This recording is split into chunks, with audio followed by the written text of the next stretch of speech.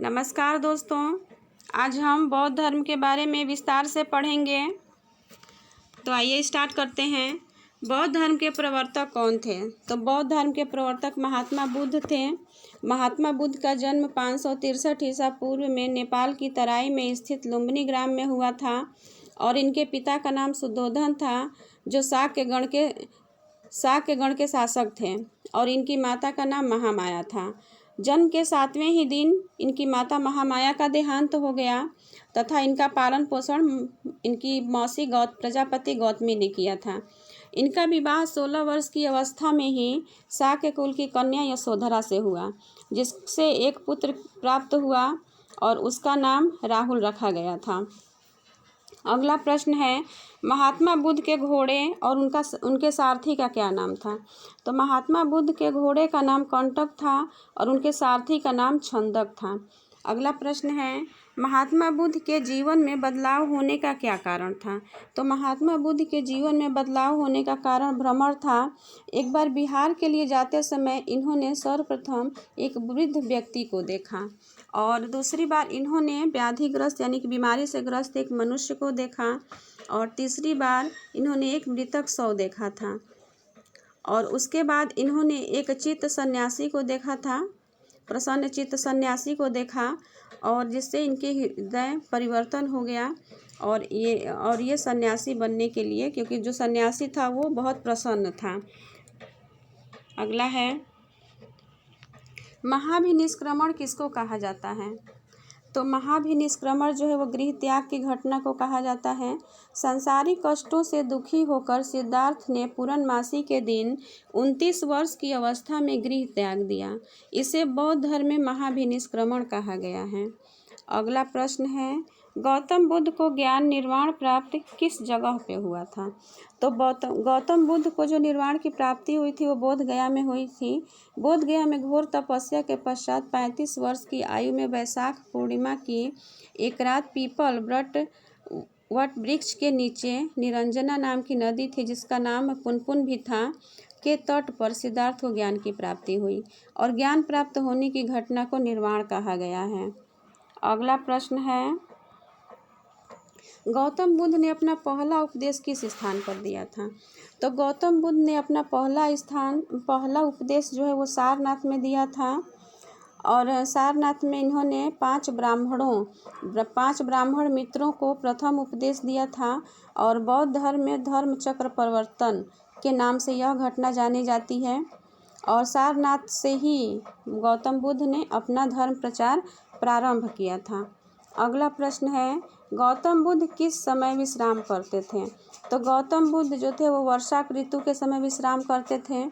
वर्षा ऋतु में बुद्ध विभिन्न नगरों में विश्राम करते थे तथा शेष ऋतुओं में एक स्थान से दूसरे स्थान पर घूम कर मत का प्रचार किया करते थे।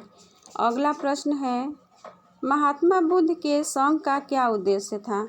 तो महात्मा बुद्ध के संघ का उद्देश्य था बहुजन सुखार्थ, बहुजन हितार्थ, बहुजन सुखार्थ। सारनाथ से बुद्ध वाराणसी गए, जहाँ यश नामक एक धनी श्रेष्ठिन को इन्होंने अपना शिष्य बनाया था और वाराणसी में इनके शिष्यों की संख्या 60 हो गई थी। यहीं पर इन्होंने संघ का निर्माण किया, जिसका उद्देश्य था बहुजन हितार्थ, बहुजन सुखार्थ। अगला प्रश्न है, बुद्ध अपने प्रथम विहार के लिए कहाँ गए? तो बुद्ध अपने प्रथम विहार के लिए मगध के वेलुवन गए थे। बिंबिसार जो इस समय मगध का राजा था, उसके निवास के लिए उन्होंने यानी कि बिंबिसार ने इनके निवास के लिए वेलुवन नामक नगर बसाया और बुद्ध प्रथम विहार के लिए वहीं पर गए थे। अगला प्रश्न है, राजगृह में बुद्ध ने बौद्ध धर्म में किसको दीक्षित किया? तो राजगृह में जो गौतम बुद्ध ने कश्यप बंधुओं को दीक्षित किया था और ये कश्यप बंधु जो थे वो उनका जो नाम था वो मुख्य कश्यप, नदी कश्यप और गया कश्यप। इनके साथ बुद्ध का शास्त्रार्थ हुआ और बुद्ध ने इन्हें परास्त कर दिया और इसको बौद्ध धर्म में दीक्षित किया। अगला प्रश्न है, बौद्ध धर्म में किस उम्र के लोग संघ में शामिल नहीं हो सकते थे? तो बौद्ध धर्म में 18 वर्ष से कम उम्र के लोग शामिल नहीं हो सकते थे। अगला प्रश्न है, गौतम बुद्ध ने यह नियम किस स्थान पर बनाया कि बौद्ध धर्म में बिना पिता की अनुमति के बिना शामिल नहीं हो सकते हैं? तो यह नियम गौतम बुद्ध ने कपिलवस्तु में बनाया था। राजगृह में ही रहते हुए उन्होंने एक बार अपने गृह निवास स्थान कपिलवस्तु की यात्रा की थी और कपिलवस्तु में बुद्ध के आगमन पर इनके भाई नंदी का राज्याभिषेक होना था और नंदी भी बौद्ध धर्म में दीक्षित हो गया। बुद्ध ने यहीं पर यह नियम बनाया था कि बिना पिता की अनुमति के बौद्ध धर्म में कोई दीक्षित नहीं हो सकता है। और कपिलवस्तु में ही इनकी मौसी जो प्रजापति थी वो संघ में प्रवेश लेना चाहती थी, उनसे आग्रह किया कि मुझे ले लीजिए, लेकिन इन्होंने अस्वीकार कर दिया था। अगला प्रश्न है, संघ का प्रथम प्रधान बनने के लिए कौन बुद्ध पर आक्रमण किया? किसने बुद्ध पर आक्रमण किया? तो उनका एक भाई था, चचेरा भाई, जिसका नाम था देवदत्त। इसने भगवान बुद्ध पर 3 बार आक्रमण किया था और जब तीसरी बार आक्रमण इसने किया तो वो गिद्धकूट पहाड़ी के शिलाखंड यानी कि उसकी पहाड़ी का छोटा सा टुकड़ा फेंक कर मारा और ये बहुत अधिक घायल हो गए थे। और उस समय इनका जो उपचार था वो बिंबिसार के राजवैद्य जीवक ने किया था। अगला प्रश्न है, किस स्थान पर बुद्ध का स्वागत सम्राट की तरह हुआ? तो वैशाली में। राजगृह से वैशाली आते समय मार्ग में बुद्ध ने मगध के शासक अजातशत्रु को वज्जित संघ की विजय का रास्ता बताया तथा कहा कि राजनीतिक हिंसा नहीं होती है। और वैशाली में ही बुद्ध का स्वागत सम्राट की तरह हुआ था, क्योंकि लोगों का विश्वास था कि उनके आने से समस्त कष्ट यहाँ के दूर हो जाएंगे। अगला प्रश्न है, महावन में किसने कुटाग्रशाला का निर्माण किया था? तो महावन में लिच्छवियों ने कुटाग्रशाला का निर्माण किया था। अगला प्रश्न है, बौद्ध धर्म में शामिल होने वाली प्रथम महिला कौन थी? तो बौद्ध धर्म में शामिल होने वाली प्रथम महिला जो थी वो प्रजापति गौतमी थी। वैशाली में ही बुद्ध ने संघ के द्वार महिलाओं के लिए भी खोला और यह आनंद के कहने पर अनुरोध किया था। आनंद उनका एक शिष्य था, उसके कहने पर बुद्ध ने ऐसा किया था। और संघ में प्रवेश लेने वाली प्रथम महिला बुद्ध की सौतेली माता प्रजापति गौतमी थी, जो राजा शुद्धोधन की मृत्यु के पास कपिलवस्तु से चलकर वहां पर पहुंची थी। अगला प्रश्न है, प्रजापति गौतमी के बाद क्रमशः बौद्ध धर्म में शामिल होने वाली महिलाएं कौन थीं? तो प्रजापति गौतमी के पश्चात बुद्ध ने यशोधरा जो गौतम बुद्ध की पत्नी थी, खेमा बिंबिसार की पत्नी तथा आम्रपाली वैशाली की नगर वधू को संघ में शामिल किया। और बुद्ध ने अपना 8वां वर्षाकाल कहाँ व्यतीत किया? तो बुद्ध ने अपना 8वां वर्षाकाल भग्गों की राजधानी सुमसुमार गिरी में व्यतीत किया था। अगला प्रश्न है, कौशाम्बी के राजा उदयन ने बुद्ध की शिष्यता किसके कहने पर ग्रहण की थी? तो कौशाम्बी के राजा उदयन ने पिंडोला भारद्वाज के कहने पर बुद्ध की शिष्यता ग्रहण की थी। अगला प्रश्न है, बौद्ध धर्म का सर्वाधिक प्रचार किस राज्य में हुआ? तो बौद्ध धर्म का सर्वाधिक प्रचार कौशल में हुआ। यहीं पर बुद्ध ने 21 वर्षाकाल व्यतीत किए थे। अगला प्रश्न है, बुद्ध को किस व्यापारी ने जेतवन विहार दान में दिया था? तो बुद्ध को कौशल के अनाथ पिंडक नामक एक धनी व्यापारी ने जेतवन विहार दान में दिया था और ये बिहार में 8 करोड़ स्वर्ण मुद्राओं में खरीद कर बुद्ध को दान में दे दिया था। और इस घटना का उल्लेख भरूच स्तूप से मिलता है। अगला प्रश्न है, पूर्वाराम विहार किसने दान में दिया था? तो पूर्वाराम विहार को कौशल के राजा प्रसेनजित ने दान में दिया था। बौद्ध धर्म में महापरिनिर्वाण से क्या आशय है? तो बौद्ध धर्म में महापरिनिर्वाण से आशय है कि बुद्ध पावा से कुशिनारा पहुँचे, जहाँ 80 वर्ष की आयु में 483 ईसा पूर्व में इन्होंने शरीर का त्याग कर दिया। बौद्ध धर्म में इसी घटना को निर्वाण कहा गया है। बौद्ध धर्म में त्रिरत्न हैं, तो बौद्ध धर्म में जो त्रिरत्न हैं वो हैं बुद्ध, धर्म और संघ। अगला प्रश्न है, बौद्ध धर्म में 4 आर्य सत्य हैं। तो बौद्ध धर्म के जो 4 आर्य सत्य हैं वो है दुख, दुख समुदाय, दुख निरोध गामिनी प्रतिपदा। इन चारों को ही चत्वारी आर्य सत्य के नाम से जाना जाता है।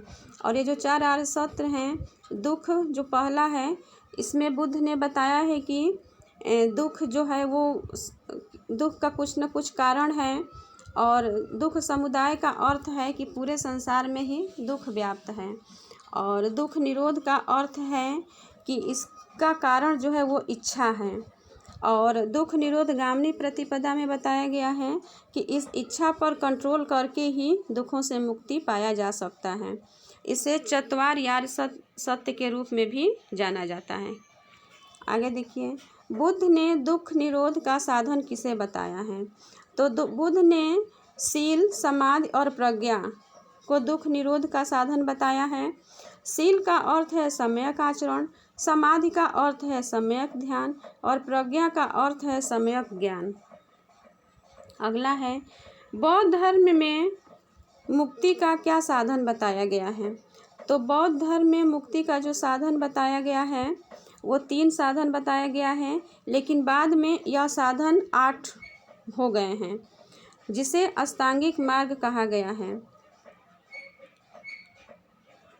सम्यक दृष्टि, वास्तविक स्वरूप का ध्यान, सम्यक संकल्प, आसक्ति, द्वेष तथा हिंसा से मुक्त विचार, सम्यक वाक्य, अप्रिय संभाषण का परित्याग, सम्यक कर्मांत, सत्य, अहिंसा, दान, दया आदि का अनुसरण, सम्यक आजीव, उपयुक्त जीविकोपार्जन, समाधि, और सम्यक व्यायाम, आध्यात्मिक, मानसिक व नैतिक उत्थान का प्रयास, सम्यक स्मृति, जो विषय में सच्ची धारणा रखता हो, अपने विषय में सच्ची धारणा रखना, और सम्यक समाधि, चित्त की एकाग्रता। और ये जो अष्टांगिक मार्ग हैं, इसमें जो प्रथम 2 हैं, सम्यक दृष्टि और सम्यक संकल्प, इसे प्रज्ञा कहा जाता है। और इसके बाद जो 3 हैं, सम्यक वाक, सम्यक कर्मांत और सम्यक आजीव, इसे शील कहा गया है। और अंतिम 3 जो हैं, सम्यक व्यायाम, स्मृति और समाधि, इसे समाधि कहा गया है। आगे देखिए, बौद्ध धर्म में कल्याण मित्र किसको कहा गया है। तो इन्हीं अष्टांगिक मार्गों को ही कल्याण मित्र कहा गया है। बुद्ध के उपदेशों का सार एवं उनकी संपूर्ण शिक्षाओं का आधार क्या है। तो बुद्ध के उपदेशों का सार और उनकी शिक्षाओं का जो आधार है वो स्तंभ प्रतीत्य समुत्पाद है। इसका अर्थ है आश्रित उत्पत्ति। अगला है, प्रतीत्य समुत्पाद में कितने क्रम हैं। तो प्रतीत्य समुत्पाद में 12 कर्म हैं, 12 क्रम हैं, और इसे 12 निदान भी कहा जाता है। अविद्या, संस्कार, विज्ञान, ये तीनों भूतकाल से संबंधित हैं और वर्तमान काल से संबंधित हैं। नाम रूप, स्पर्श, तृष्णा, वेदना, सडायतन, भव, उपादान, और भविष्य काल से संबंधित हैं जाति, जरा, मरण। बुद्ध के इसी विचार को मध्यम मार्ग या मध्यम निकाय भी कहा जाता है। बुद्ध का धर्म कैसा धर्म है। तो जो बुद्ध का धर्म है वो अनिश्वरवादी है। बुद्ध ने ईश्वर पर बल देने के बजाय मानव कल्याण पर बल दिया था। अगला प्रश्न है, बौद्ध धर्म अनात्मवादी या निरात्मवादी है, क्योंकि बौद्ध धर्म में आत्मा का परिकल्पना नहीं की गई है। और बौद्ध धर्म पुनर्जन्म में विश्वास करते थे। बुद्ध के अनुयायी कितने वर्ग में विभक्त थे। तो जो बुद्ध के अनुयायी थे वो 2 वर्गों में विभक्त थे। पहला था उपासक और दूसरा भिक्षु। उपासक जो थे वो साधारण अनुयायी हैं जिन्होंने बुद्ध, धम्म तथा संघ की शरण ले ली हो, और भिक्षु जो थे वो गृहस्थ जीवन त्याग दें तथा संघ में शामिल होकर एकांतवासी जीवन व्यतीत करें। अगला प्रश्न है, विहार में प्रवेश को क्या कहा जाता था। तो विहार में जो प्रवेश किया जाता था उस प्रक्रिया को प्रवज्जस कहा जाता था। शिक्षा प्राप्त करने की जो प्रक्रिया थी उसे क्या कहा जाता था? तो बौद्ध धर्म में शिक्षा प्राप्त करने की प्रक्रिया को निश्चय कहा जाता था। बौद्ध धर्म में कंथिन से क्या आशय है? तो संघ में स्थायी सदस्यता के समय समारोह को ही कंथिन कहा जाता है। अगला प्रश्न है, संघ में स्थायी सदस्यता प्राप्ति को क्या कहा जाता था? तो संघ में स्थायी सदस्य प्राप्ति को उपसंपदा कहा जाता था। अगला है, बौद्ध धर्म में गलती करने पर कितने तरह के दंड का विधान था? तो बौद्ध धर्म में गलती करने पर 3 तरह के दंड का विधान था। पहला है ब्रह्मदंड, परिवाश और मानंत। ब्रह्मदंड सामाजिक बहिष्कार, समाज से बहिष्कार कर दिया जाता था। और परिवास हमेशा के लिए संघ से निकाल दिया जाता था। और मानंत में एक निश्चित समय के लिए निकाला जाता था। अगला है, संघ में कुल कितने नियम थे? तो संघ में कुल 227 नियम थे जो पंतिमोक्ष नामक संग्रह में थे तथा भिक्षु एवं भिक्षुणियों को नियम का पालन करना अनिवार्य था। अगला प्रश्न है, श्रावक किसको कहा जाता था? तो बौद्ध धर्म में श्रावक जो थे वो गृहस्थ को कहा जाता था। नत्य किसे कहा जाता था? तो नत्य जो था वो जिस प्रस्ताव को पारित करना होता था उसे नत्य कहा जाता था। बौद्ध धर्म में जो प्रस्ताव होते थे उसी को, और जो इसको पारित करना होता था जिस प्रस्ताव को, उसे ही नत्य कहा जाता था। संघ में पाठन का क्या अर्थ होता था? तो संघ में प्रस्ताव का 3 पाठन होता था। इस पाठन को अनुशासन या कमवाच्य कहा जाता था और प्रस्ताव पर विवाद होने पर उसे अधिकरण कहा जाता था। प्रस्ताव पर जब विवाद होता था तो उस प्रस्ताव को अधिकरण कहा जाता था। अगला प्रश्न है, बौद्ध धर्म में बहुमत से निर्णय का क्या मतलब है? तो बहुमत से निर्णय होने पर उसे भूस्मीकम कहा जाता था और यह निर्णय सलाका झंडी के आधार पर लिया जाता था। सलाका देने वाले को सलाका ग्राहक, सलाका ग्राहक कहा जाता था। आसन देने वाले व्यक्ति को क्या कहा जाता था? तो आसन देने वाले व्यक्ति को आसन प्रजापक कहा जाता था। अगला है, धार्मिक चर्चा के विशेष दिनों को क्या कहा जाता था? तो संघ में धार्मिक चर्चा के विशेष दिनों को उपोत्सव कहा जाता था और ये दिन थे अमावस्या, पूर्णिमा और दोनों चतुर्थी। बौद्ध धर्म का सबसे महत्वपूर्ण त्यौहार है। तो बौद्ध धर्म का जो सबसे महत्वपूर्ण त्यौहार है वो है वैशाख पूर्णिमा। बौद्ध धर्म में बुद्ध पूर्णिमा का सर्वाधिक महत्व है क्योंकि इसी दिन बुद्ध का जन्म, ज्ञान की प्राप्ति एवं महापरिनिर्वाण की प्राप्ति हुई थी। बौद्ध धर्म में अपर महास्थान से क्या आशय है? तो बौद्ध धर्म में अपर महास्थान से आशय है इनके जो 8 नगर थे, महात्मा बुद्ध से जुड़े 8 स्थान लुम्बिनी, गया, सारनाथ, कुशीनगर, श्रावस्ती, संकास्य, राजगृह तथा वैशाली को बौद्ध धर्म में अपर महास्थान कहा जाता था। अगला है, बुद्ध के जीवन से संबंधित बौद्ध धर्म के प्रतीक चिन्ह क्या थे? तो बुद्ध के जीवन से संबंधित कुछ चिन्ह थे, वो है जन्म का जो उनका प्रतीक चिन्ह है वो कमल व हाथी है। गृह त्याग का जो प्रतीक चिन्ह है वो घोड़ा है और ज्ञान का पीपल बोधि वृक्ष और निर्वाण का पद चिन्ह, मृत्यु का स्तूप और समृद्धि का शेर, यौवन का सांड। ये प्रतीक चिन्हों से प्रश्न बहुत ही पूछे जाते हैं, इनको ध्यानपूर्वक याद कर लीजिएगा। गौतम बुद्ध के बचपन का क्या नाम था? तो गौतम बुद्ध के बचपन का नाम सिद्धार्थ था।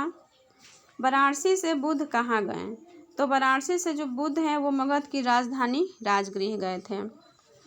धन्यवाद दोस्तों, आपको ये वीडियो कैसी लगी? अगर अच्छी लगी तो इसे लाइक करिए, शेयर करिए और इस चैनल को सब्सक्राइब कर लीजिए ताकि आने वाली हर वीडियो आप तक पहुंच सके। धन्यवाद।